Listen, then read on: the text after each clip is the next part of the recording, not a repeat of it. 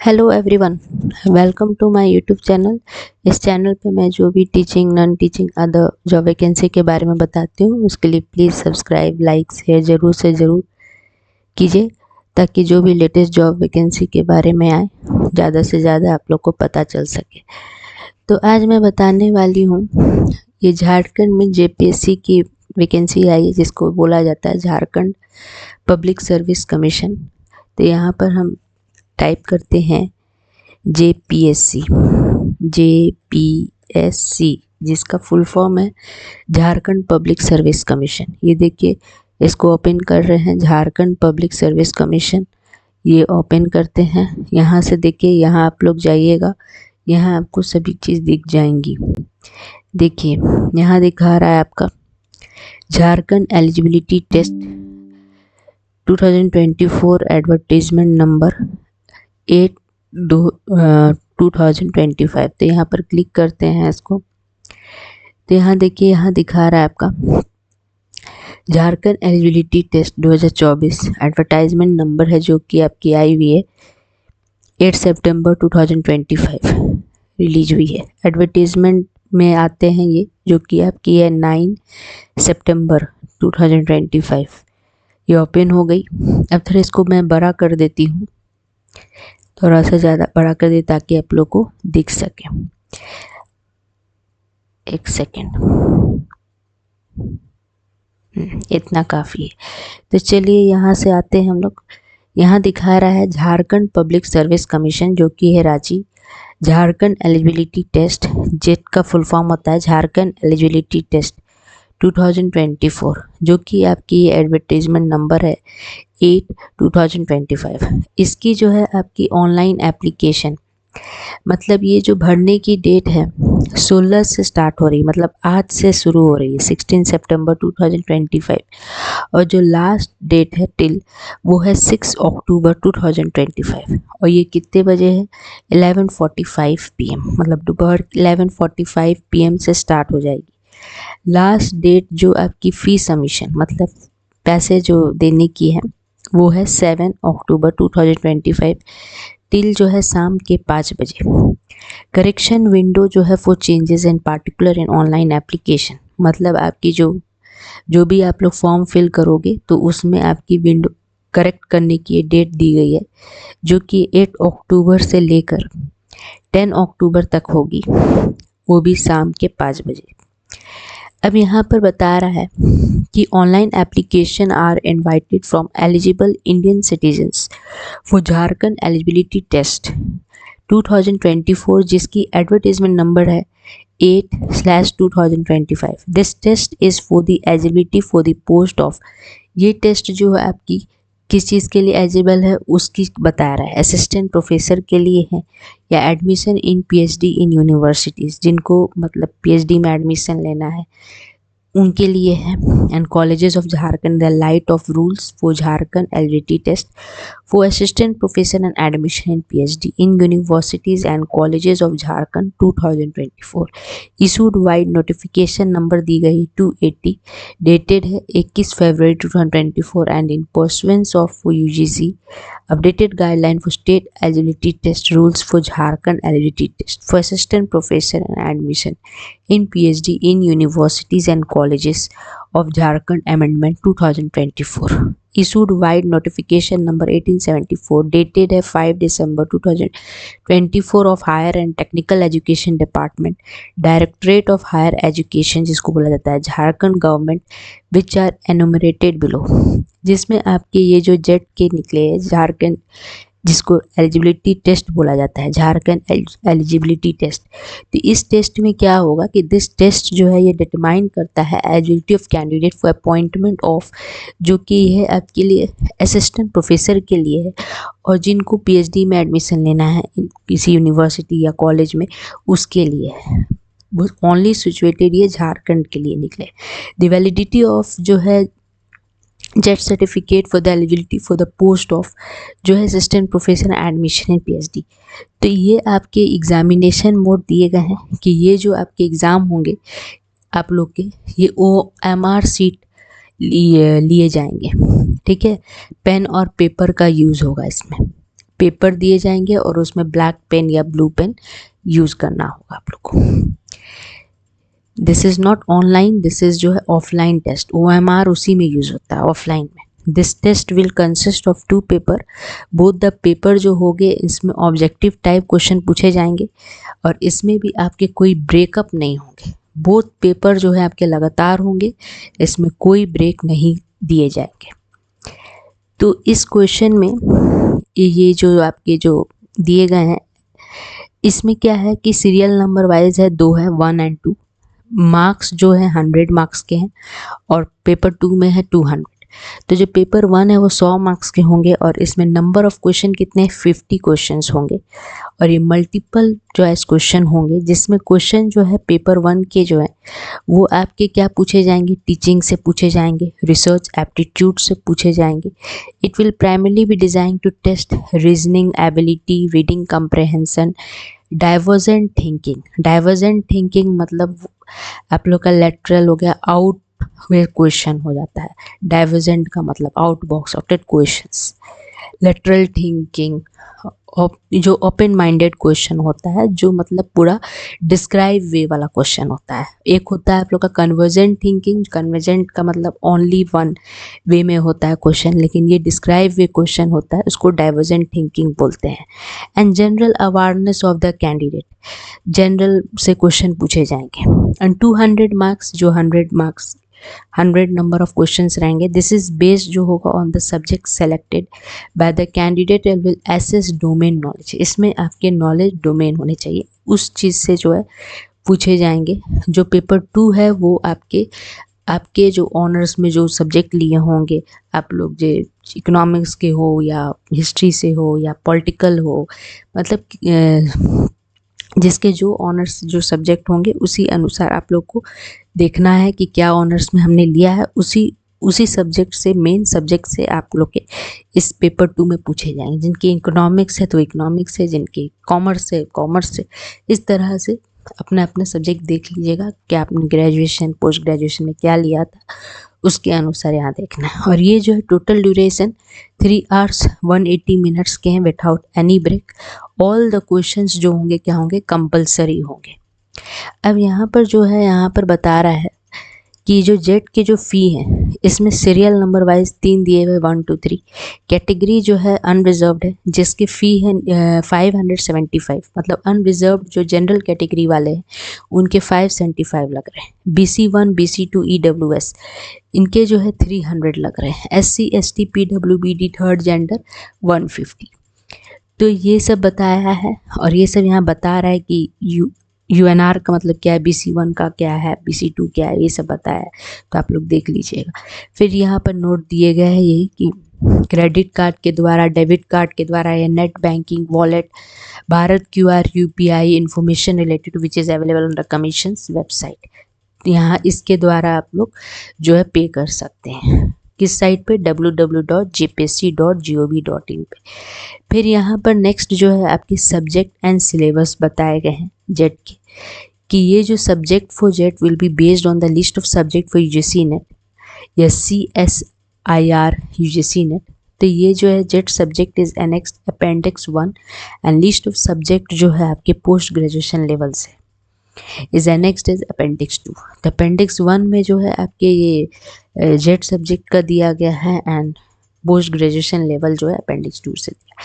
तो ये बताया सब्जेक्ट एंड सिलेबस। फिर आपके क्वेश्चन पेपर के मीडियम बताए गए कि मीडियम ऑफ क्वेश्चन पेपर जो होंगे वो इंग्लिश और हिंदी में होंगे। तो वो ओनली एक्सेप्ट वो आपके ऊपर है कि आप किस लैंग्वेज से देना चाहते हैं। आप लोग इंग्लिश में देना चाहते तो इंग्लिश मीडियम, हिंदी में देना चाहते तो Hindi. In case of any ambiguity in translation or construction of a question in the exam, an English version shall be treated as final and the decision of JPSC shall be final in this regard. फिर यहाँ पर next है marking scheme. Marking scheme में क्या बता रहा है कि यहाँ पर ईच क्वेश्चन जो होंगे, हर एक क्वेश्चन जो है आपके 2 मार्क्स के होंगे। आप लोग के कितने होंगे, 2 मार्क्स के होंगे।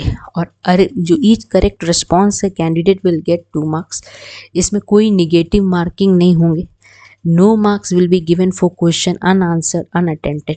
To answer a question, the candidate need to choose one option as correct option.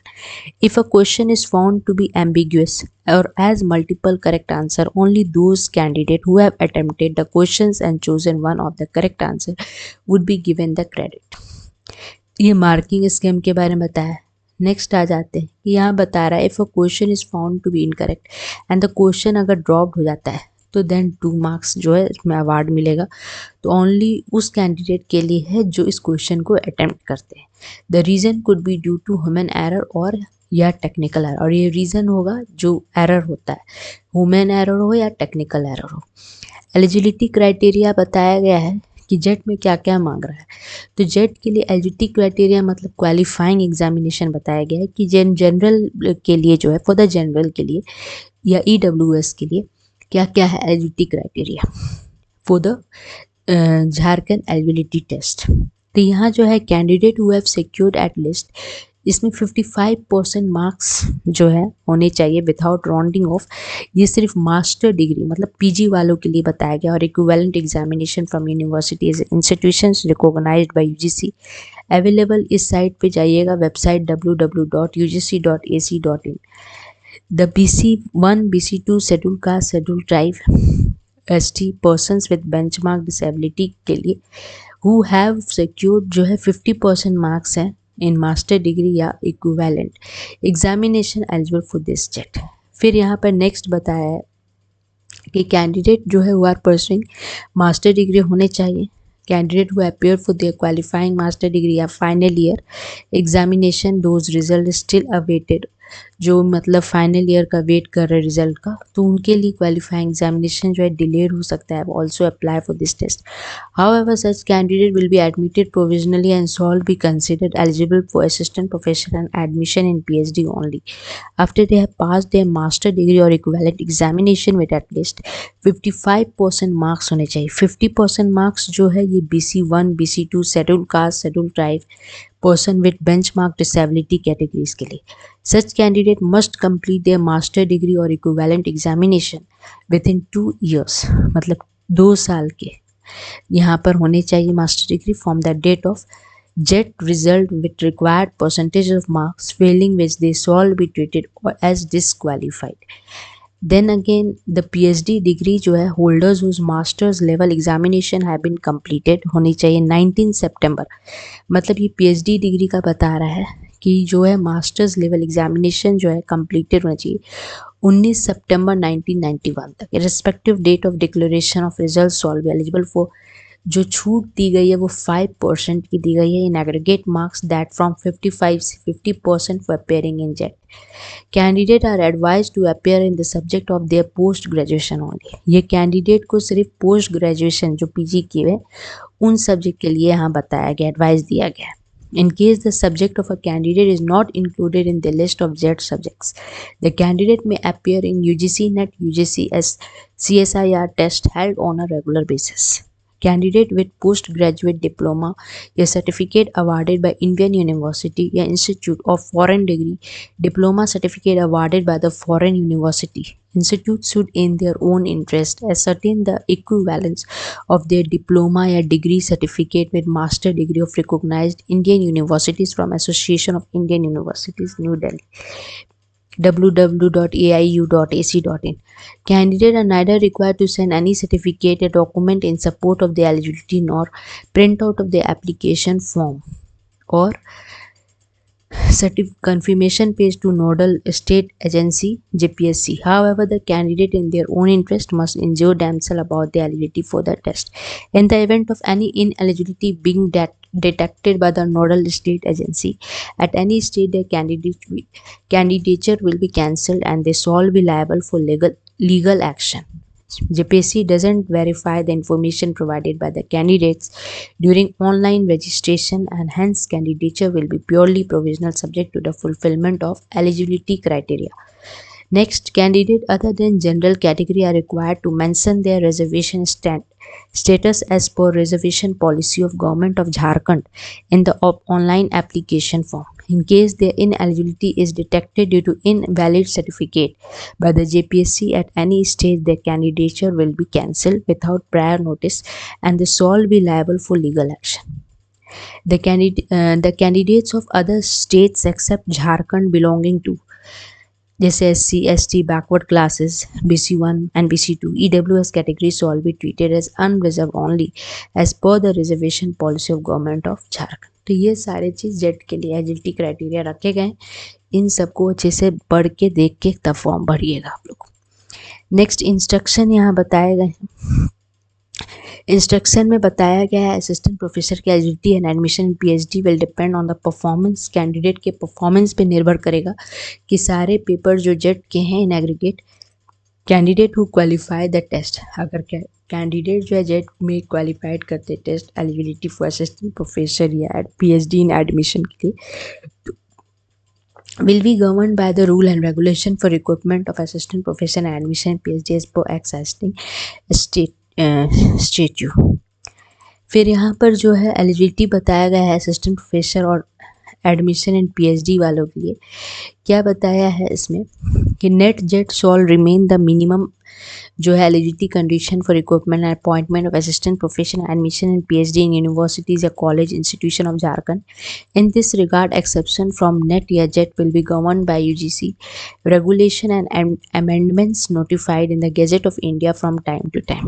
Candidates who have cleared the previous JET are not eligible to apply again in the same subject। मतलब यहाँ बोल रहा है कि जो previous jet clear कर चुके हैं इसके पहले वाला, वो एलिजिबल नहीं होंगे सेम सब्जेक्ट के लिए again and again.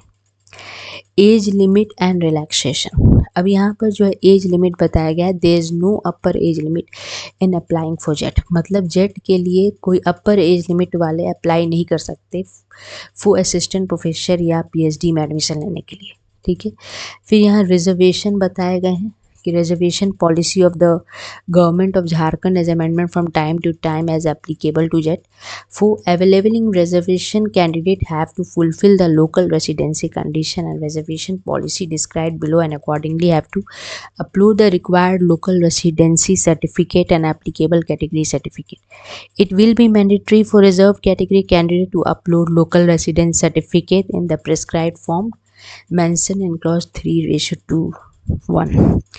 Local resident caste non-creamy layer income and SS certificate issued for educational purpose will not be considered for determining reservation category। तो ये आपका रिजर्वेशन सबका है, वो आप लोग देख लीजिएगा, ठीक है। फिर उसके बाद लोकल रेसिडेंस सर्टिफिकेट बताया गया उसके बारे में, तो आप लोग देख लीजिएगा क्या है लोकल रेसिडेंस वगैरह, ठीक है। नेक्स्ट आते हैं कास्ट सर्टिफिकेट बताया गया है, schedule caste, schedule tribe of the state of Jharkhand, कि इनके बारे में बताया गया है कि क्लेमिंग रिजर्वेशन ये सब चीज़ है, तो आप लोग पढ़ के समझ लीजिएगा, ठीक है। फिर नेक्स्ट है for extremely backward classes and backward classes enacted two of the state of Jharkhand. तो ये सब जो है सब रिजर्वेशन का ही है, बताया गया कि किसमें किसका कितना बेनिफिट है, वो चीज़ है, तो आप लोग देख लीजिएगा। Economically weaker section of citizens, reservation under PWD category, reservation under sport Quetta, ठीक है, ये सारे रिजर्वेशन का है। लेवल ऑफ कंपटीशन बताया गया है, अचीवमेंट बताया गया है, जैसे competition organised by the international Olympic committee और इट्स एफिलेटेड फेडरेशन, जिनको अचीवमेंट में मेडल बोला गया। National championship level competition organised by the Indian Olympic association और it affiliated federation, first place. National level competition में वर्ल्ड रिकॉर्ड का achievement मिला। The prescribe format of caste certificate या income and asset certificate for application under central government services जो है post will not be valid in the light of the department of personal administrative reform, राज्य भाषा Jharkhand letter, ये सब दिया गया है। डेटेड है 10/10/2019। Women who have migrated from other states to Jharkhand the basis of marriage are not entitled to the benefit of reservation migrated state. तो ये सब चीज़ है, देख लीजिएगा आप लोग। फिर नेक्स्ट है provision relating to person with benchmark disability के बारे में बताया गया कि पर्सन विद बेंचमार्क मिनिमम 40% होने चाहिए, ठीक है। ये डिसेबिलिटी के बारे में बताया है, देख लीजिएगा आप लोग। फिर लोकोमोटिव डिसेबिलिटी, लेप्रोसी, QOD सब बताया है। Autism spectrum disorder, multiple disability, more than one of specified disorder including deep blindness, ये सब का यहाँ पर बताया, आप लोग देख लीजिएगा कि किसको कितना रिजर्वेशन में मिला है। ठीक है, फिर नेक्स्ट आ जाते हैं फैसिलिटीज़ फॉर पर्सन, मतलब पर्सन विथ बेंचमार्क डिसेबिलिटी के फैसिलिटीज़ बताए गए, वो सब इसको देख लीजिएगा। ठीक है, फिर यहाँ से आ जाते हैं हम लोग रजिस्ट्रेशन एंड एप्लीकेशन प्रोसेस। अब ये जो है नेक्स्ट पॉइंट में है आपका रजिस्ट्रेशन और एप्लीकेशन प्रोसेस। यहाँ बताया गया है कि किस तरह से रजिस्ट्रेशन का प्रोसेस है और कैसे हमें फॉर्म अप्लाई करना है, वो चीज़ के बारे में यहाँ बताया गया है। तो आप लोग देख लीजिएगा। जैसे यहाँ candidate have to apply for JET online only by accessing the website, मतलब वेबसाइट पे जाइएगा, वहाँ से एप्लीकेशन फॉर्म जो होगा ऑनलाइन मोड होगा, जो not accepted in any case, only one application जो है सबमिट होगा bye candidate. More than application, multiple application जो है क्या हो जाएगा, रिजेक्ट हो जाएगा। ठीक है, candidate should keep the following document information ready before starting the filling. फिर यहाँ जब आप लोग फॉर्म फिलअप करेंगे तो यहाँ पर जो है आपका डॉक्यूमेंट मांगा जाएगा, कॉपी ऑफ बोर्ड या university certificate for candidate name, mother name, father name, date of birth. फिर ये सब है आइडेंटिफिकेशन, जिसमें आधार कार्ड मांगता है आइडेंटिफिकेशन में। तो ये सब जो है आपका रजिस्ट्रेशन और फॉर्म कैसे अप्लाई करना है, क्या क्या मांगेगा, वो सब के बारे में दिया हुआ है। तो फिर स्टेप 1 से यहाँ पर स्टार्ट है कि ऑनलाइन रजिस्ट्रेशन कैसे है, उसमें क्या ईमेल आईडी देना है, अपना देना है, किसी और का देना है, ये सब बताया हुआ। अच्छे से पढ़ के तब फॉर्म फिलअप करिएगा आप लोग। ठीक है, तो ये सब देख लीजिएगा, स्टेप बाय स्टेप दिया हुआ है। ओके, फिर यहाँ पर जो है आपका दिया है after the submission of online application form conformation page हो जाएगा। तो एप्लीकेशन फॉर्म जो है शुड बी डाउनलोड कर लेना है और उसके बाद प्रिंट निकाल लेना है, may be retain for future reference के लिए। फिर confirmation page of the online application form could be generated only after successful payment. Confirmation page जो है आता है जब आपका पेमेंट सक्सेसफुल हो जाता है उस कैंडिडेट का। इन केस ऑफ, ये कन्फर्मेशन पेज के बारे में बता रहा है, is not generated after payment of prescribe fee, then the candidate should approach the concerned bank या payment gateway for ensuring the successful payment। ठीक है, तो ये सब इसके बारे में बताया है, तो आप लोग देख लीजिएगा और उसके बाद ही फॉर्म को फिलअप करिएगा जाके। कैसे फॉर्म को फिलअप करना है, कैसे रजिस्ट्रेशन करना है, ये सब के बारे में बताया। फिर यहाँ नेक्स्ट आ जाते हैं, सिटीज़ चॉइस करने का बता रहा है एग्जामिनेशन सेंटर में कि JET is planned to be conducted in Ranchi या Jharkhand. Seeing large number of candidates, it may be conducted in other cities also. Following conditions are to be adhered for the examination center. First है, it is mandatory for candidate to select 3 cities of their choice। मतलब यहाँ 3 cities जो है candidate के लिए mandatory हो जाता है चॉइस करना while filling online application form। फिर city for examination center once chooses and allotted cannot be changed। जैसे आप सिटी एग्जामिनेशन सेंटर चूज़ कर लेते हो तो उसके बाद वो चेंज नहीं होगा। अब तो क्लोजिंग मतलब तो करेक्शन विंडो, मतलब करेक्ट विंडो जो है आपका क्लोज हो जाता है। And any request in this regard will not be entertained. JPC में change the centre of examination और date of examination without assigning any reason. तो ये आपका एग्जामिनेशन सिटी का दिया हुआ है।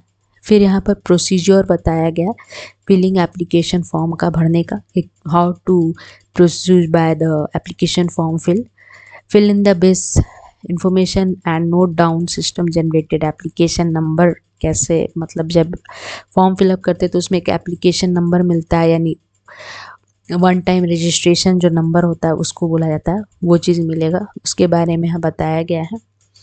फिर कंप्लीट एप्लीकेशन जब हो जाता है उसके बाद हमारा अपलोड करना इमेज वगैरह, स्कैन, ये सब चीज़ बताया, फोटोग्राफ वगैरह।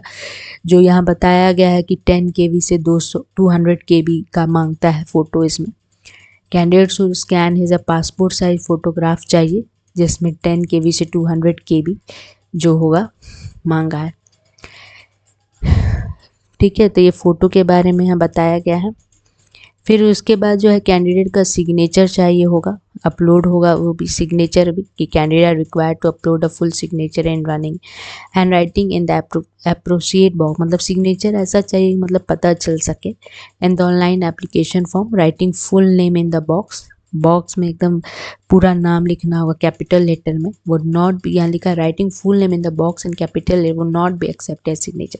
सिग्नेचर में मतलब कैपिटल लेटर में नाम नहीं चाहिए उनको, ये रिजेक्ट हो जाएगा। Only application form will be rejected. फिर ऑनलाइन एप्लीकेशन फॉर्म भी जो है सिग्नेचर के चक्कर में रिजेक्ट हो सकता है, इसीलिए सिग्नेचर ऐसा चाहिए कि ताकि मतलब उसमें पता चल सके और फॉर्म जो है रिजेक्ट ना हो।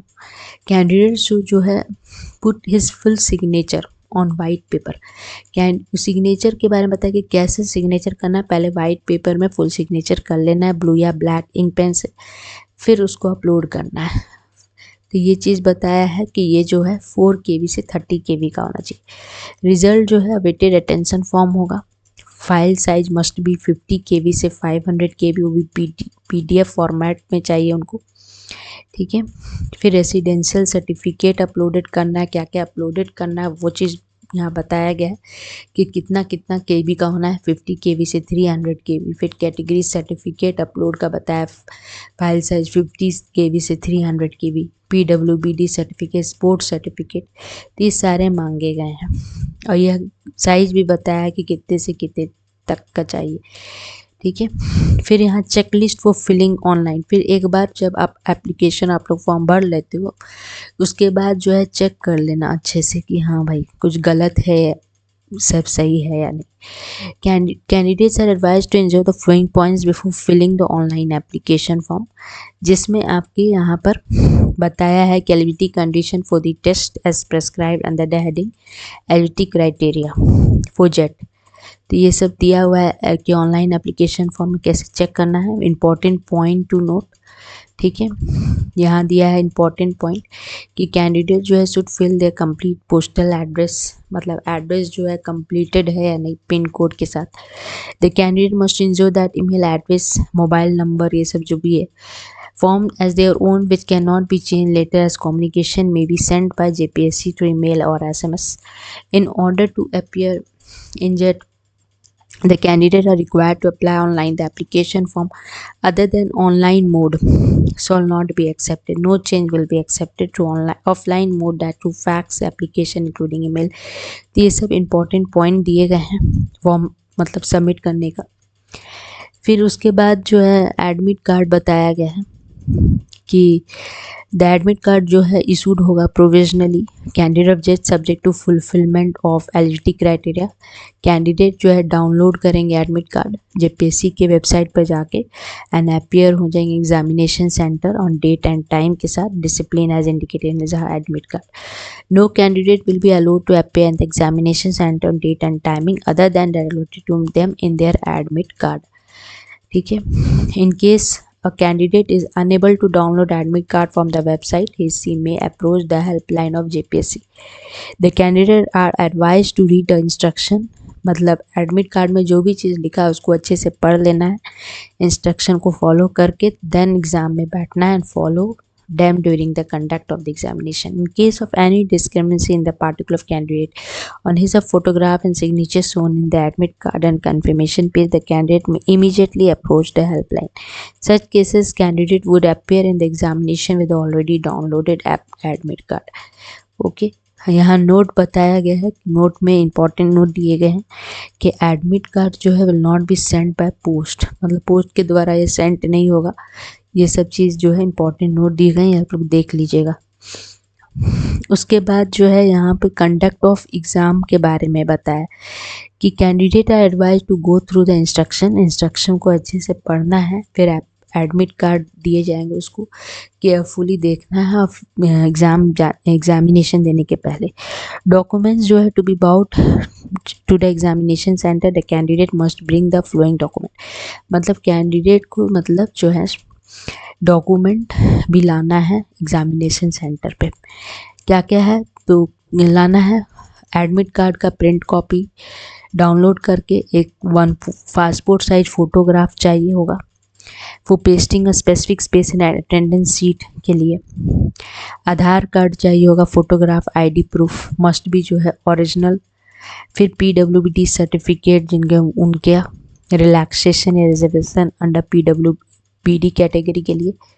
If the name has been change होता है तो such as marriage, candidate must shown the relevant document at the time of exam, marriage certificate या divorce decree, legal name change document. फिर रिपोर्टिंग टाइम दिए गए and other important instruction के बारे में बताया कि candidates all report at the examination centre 1 hour, मतलब 1 घंटा पहले आ जाना है. Commencement of the examination so as to complete the frisking and biometric formalities will well before time.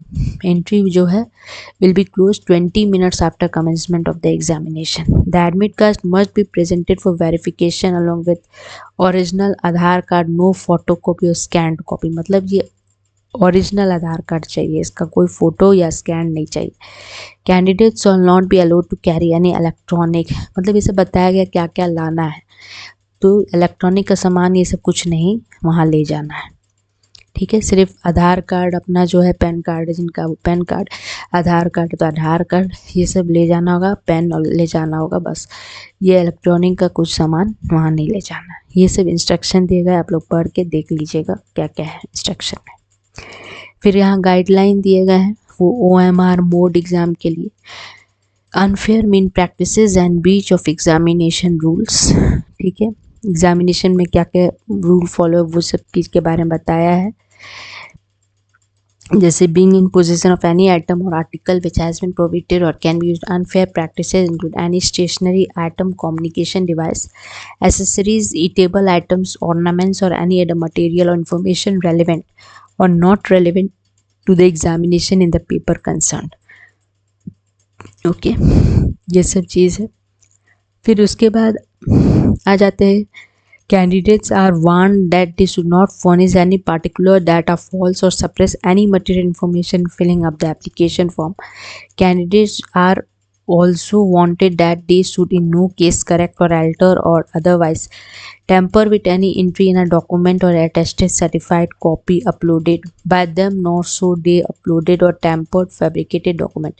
Candidate who is or is declared to be guilty of, जिसमें यहाँ पर दिया गया है आपका unfair means of practices, support candidate by means impersonating, process imposition by any person.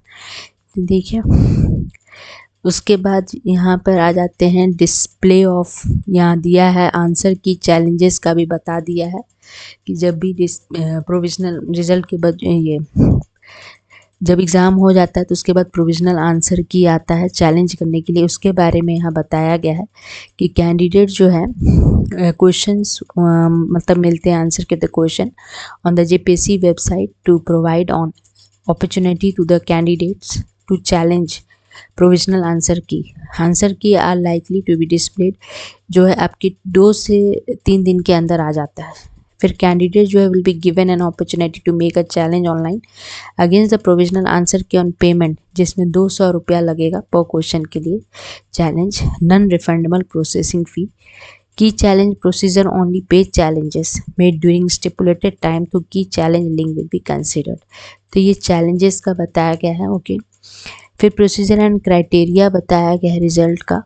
ठीक है, number of जैसे कैंडिडेट यहाँ पर है क्वालिफाइड, जिसमें इसमें total slot for eligibility for assistant professor and admission in PhD तो shall be equal. 6% of the candidate जो होंगे अपीयर्ड होंगे इन जेट में. The total slot shall be allocated to different categories as per the reservation policy of government of Jharkhand. In order to be considered for eligibility of assistant professional admission in PhD, the candidate must have appeared in both the papers and secured जो है at least कितने percent चाहिए, 40% चाहिए. Aggregate marks in both the paper taken together for unreserved EWS category and list. 35% aggregate marks both the paper taken together for all candidates belong to reserved category SC, ST, BC1, BC2 and PWD. Number of candidates to declared qualified in any subject for particular category is derived as per methodology. तो ये example देके यहाँ बताया गया है आप लोग को. ठीक है, number of candidate declared qualified for eligibility for assistant professor admission PhD in the subject जैसे इकोनॉमिक्स है तो शेड्यूल कास्ट कैटेगरी की. Number of candidate SC category जो है सेके 35% एग्रीगेट बोथ द पेपर, मतलब दोनों पेपर उनका 35% आ जाते हैं SC category for economics.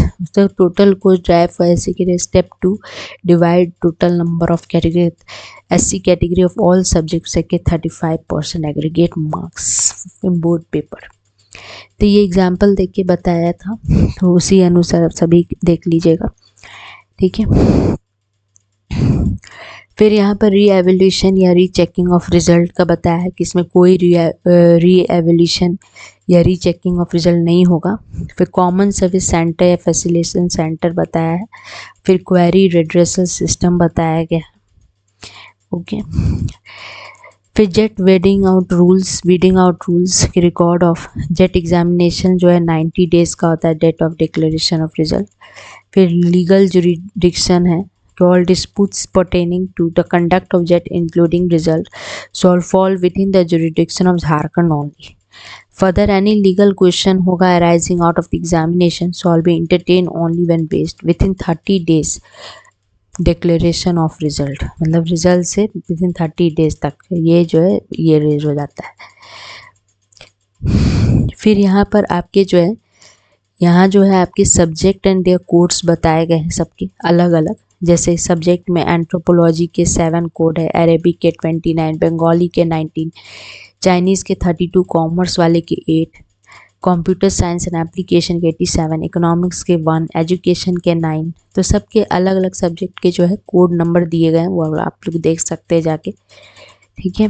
Political science के जो है 2 है, साइकोलॉजी के हैं, साइकोलॉजी वाले के कितने हैं 4 हैं, पब्लिक एडमिनिस्ट्रेशन 14 है। इस तरह से सबके अलग अलग दिए गए हैं कोड नंबर सब्जेक्ट वाइज, ठीक है। फिर यहाँ दिए गए हैं लिस्ट ऑफ सब्जेक्ट दिए गए हैं, post graduation and their course. Subject के साथ जो है आपके पोस्ट ग्रेजुएशन लेवल और उसके कोर्स दिए गए हैं। जैसे एंथ्रोपोलॉजी के 807 कोर्स, अरेबिक के 828, बंगाली के 818, कॉमर्स वाले के जो है 808 है, कंप्यूटर साइंस के हैं 881, इकोनॉमिक्स वाले के कितने हैं 801 है, एजुकेशन 809, इंग्लिश 829, फिर ज्योग्राफी 887।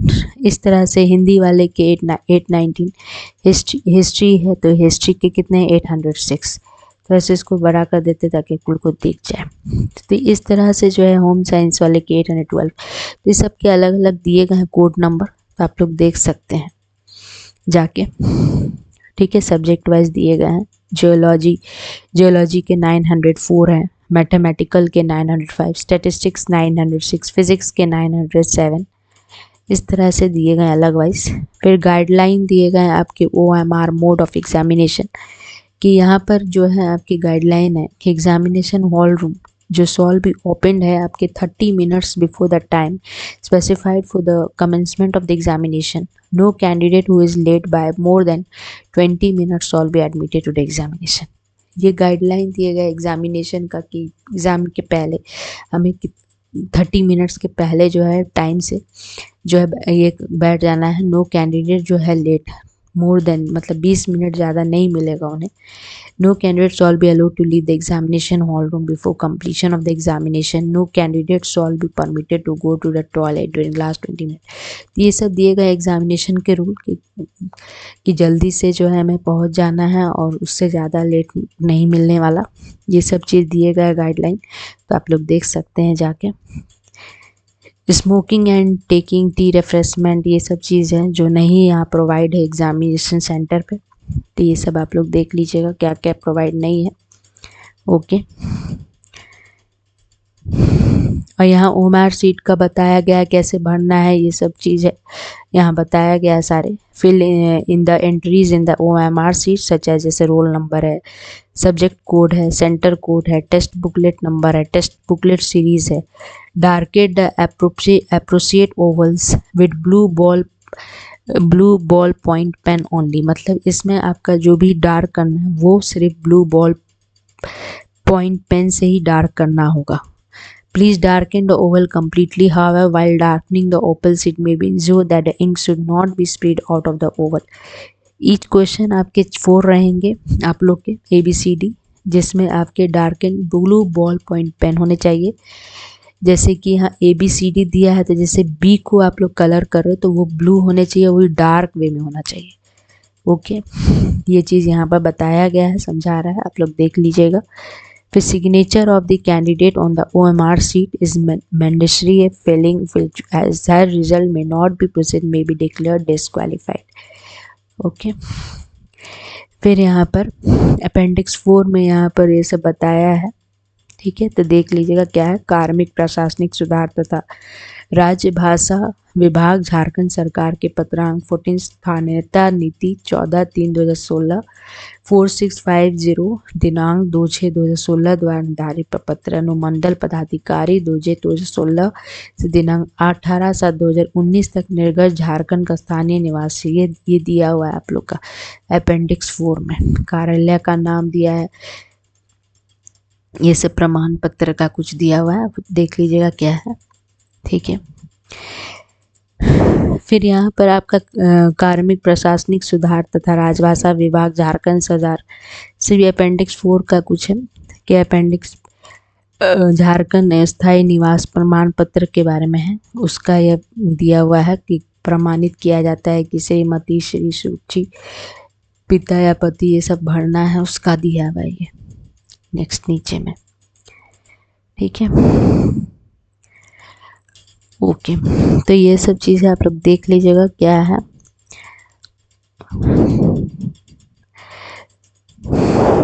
फिर अपेंडिक्स यहाँ पर 8 में दिया हुआ है आपका कार्मिक प्रशासनिक सुधार तथा राजभाषा विभाग का।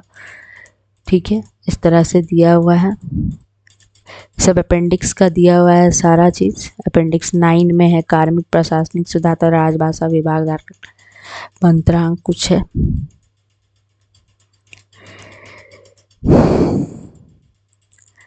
ओके, तो ये सारे चीज़ थे। तो ये आपका जो है यहाँ पर 12 में क्या है, government of Jharkhand name and address of the authority issue, मतलब सर्टिफिकेट का ये है, name and address of the authority issue the certificate, income and asset certificate to be perused by economically weaker section का सर्टिफिकेट नंबर, ये सब बताया है इस अपेंडिक्स में। ठीक है, सबका अलग दिया हुआ है, देख सकते हैं आप लोग अपेंडिक्स में जाके। तो ये सब चीज़ जो है दिए गए थे। तो आप लोग फॉर्म फिलअप करने के पहले अच्छे से एक बार पढ़ के तब फॉर्म फिलअप करिएगा। Attention form for result awaited candidate only, ये है अटेस्टेशन फॉर्म, उसका है ये, जो रिजल्ट के लिए वेट कर रहे हैं उन कैंडिडेट के लिए है। ठीक है, तो ये सारे चीज़ जो है दिए हुए हैं। तो आप लोग का आज से ही 16 सितंबर से स्टार्ट हुआ है भरना। ठीक है, तो आप लोग फॉर्म भरने के पहले एक बार अच्छे से इंस्ट्रक्शन को पढ़ के देन अगेन फॉर्म भरना स्टार्ट कीजिएगा। तो आज के लिए आज मैं यही बताने वाली थी। तो अगर आप लोग को मेरी वीडियो पसंद आई तो please subscribe, like, comment, share ज़रूर से ज़रूर कीजिएगा। Thank you everyone.